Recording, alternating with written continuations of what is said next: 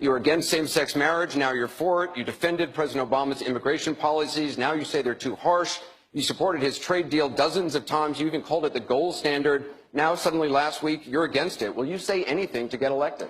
Well, actually, I have been very consistent over the course of my entire life. I have always fought for the same values and principles. Do you think New York State should recognize gay marriage? No. No. Okay. I believe that marriage is not just a bond, but a sacred bond between a man and a woman. I have not supported same-sex marriage.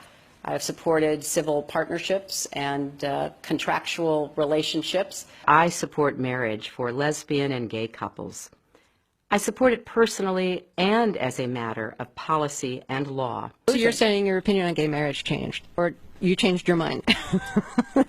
You know, I have to say, I think you are being very persistent, but you are playing with my words and playing with what is such an I'm just trying to clarify issue. So I can understand. No, I don't think you are trying to clarify. I think you're trying to say that, you know, I used to be opposed and now I'm in favor and I did it for political reasons, and that's just flat wrong. So let me just state what I feel like you are implying and repudiate it. I have a strong record. I have a great commitment to this issue, and I am proud of what I've done and the progress we're making. Yeah, I'm saying, I'm sorry, I just want to clarify what I was saying. No, I was saying that you maybe really believed this all along, but, you know, believed in gay marriage all along, but felt for political reasons America wasn't ready yet and you couldn't say it. That's what I was thinking. No, that is not true.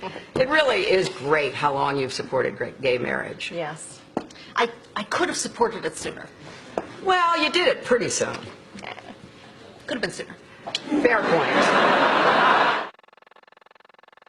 Just in July, New Hampshire, you told the crowd you, quote, take a backseat to no one when it comes to progressive values. I take a backseat to no one when you look at my record and standing up and fighting for progressive values. Last month in Ohio, you said you plead guilty to, quote, being kind of moderate and center. Do you change your political identity based on who you're talking to? No, I think that, like most people that I know, I have a range of views, but they are rooted in my values and my experience. You know, I get accused of being kind of moderate and center. I plead guilty. Just for the record, are you a progressive or are you a moderate? I'm a progressive. Going through the emails, there were over 60,000 in total sent and received. About half were work-related and went to the State Department, and about half were personal, that were not in any way related to my work. When you speak to the public, you say, I turned over everything.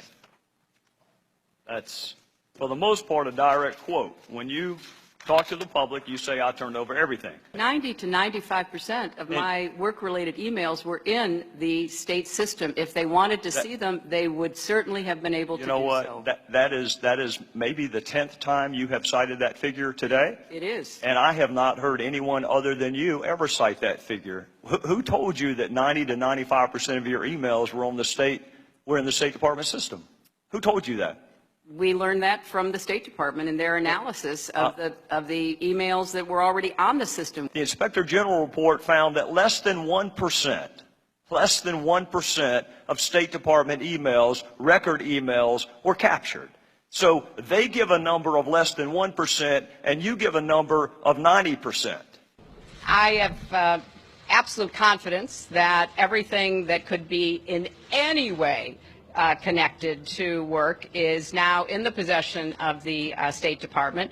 This pile represents the emails that you sent or received about Libya in 2011, from February through December of 2011. This pile represents the emails you sent or received from early 2012 until the day of the attack. There are 795 emails in this pile. We've counted them. There are 67 emails in this pile in 2012. And I'm troubled by what I see here. I can only conclude by your own records that there was a lack of interest in Libya in 2012. The server contains personal communications from my husband and me. Only time I got on the internet, I did 2 emails, and I ordered Christmas presents from a reservation. Otherwise, I found people said embarrassing things on emails. I didn't want to be one of them.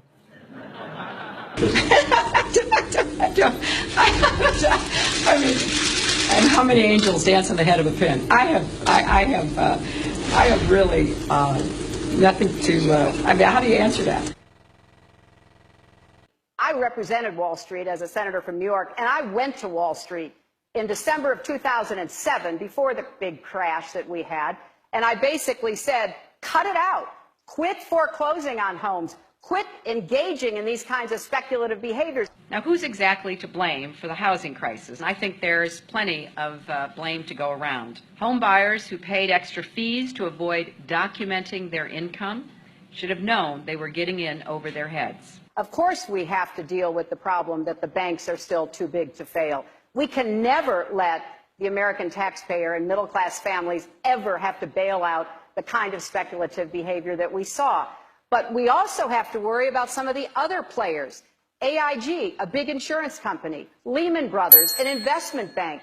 There's this whole area called shadow banking. That's where the experts tell me the next potential problem could come from. So I'm with both Senator Sanders and Governor O'Malley in putting a lot of attention onto the banks. And the plan that I have put forward would actually empower regulators to break up big banks. I represented New York, and I represented New York on 9/11. When we were attacked, where were we attacked? We were attacked in downtown Manhattan, where Wall Street is. I did spend a whole lot of time and effort helping them rebuild. That was good for New York, it was good for the economy, and it was a way to rebuke the terrorists who had attacked our country. 9/11 was bad. I agree with that. Time and time again, you hear one thing in speeches, and then you see a campaign that has the worst kind of tactics, reminiscent of the same sort of Republican attacks on Democrats. Well, I am here to say that it is not only wrong, but it is undermining core democratic principles. Since when do Democrats attack one another on universal health care? I've looked at the legislation that Senator Sanders has proposed, and basically he does eliminate the Affordable Care Act, eliminates private insurance, eliminates Medicare, eliminates Medicaid, TRICARE, Children's Health Insurance Program. Just because Senator Obama chose not to present a universal health care plan does not give him the right to attack me because I did.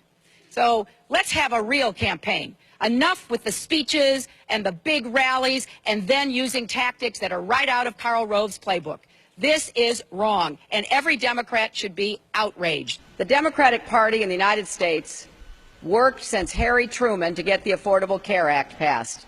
So shame on you, Barack Obama. It is time you ran a campaign consistent with your messages in public. Hillary Clinton's attempt to tout her foreign policy experience hounded her again on the campaign trail today. I made a mistake in describing it. She claimed she misspoke last week and was sleep deprived when she described landing under sniper fire in Tuzla, Bosnia, something that didn't happen. But CBS News has found several times in the past few months when Senator Clinton used the Bosnia trip to try to show her international experience. December in Iowa. We landed in one of those corkscrew landings and ran out because they said there might be sniper fire. I don't remember anybody offering me tea on the tarmac when that was happening. Then in February. The welcoming ceremony had to be moved inside because of sniper fire. And last week. I remember landing under sniper fire. We basically were told to run to our cars. Now that is what happened. Some differing accounts of your trip to Bosnia, and I'm wondering if you can clarify. I know you recall, ducking under sniper fire, and Sinbad in his account, who was on the trip, he said that the most dangerous part was remembering where he was going to eat next. He's a comedian, Jeff. He's a comedian. So you actually recall, hearing gunfire, and were you when we were flying into Bosnia, we came in a evasive maneuver. There was no greeting ceremony. And we basically were told to run to our cars. Now, that is what happened. After CBS News video showed what really happened when she landed and greeted officials, Senator Clinton maintained there were risks, but explained to the Philadelphia Daily News why she was seen on the Bosnian tarmac greeting a young child if it was really so dangerous.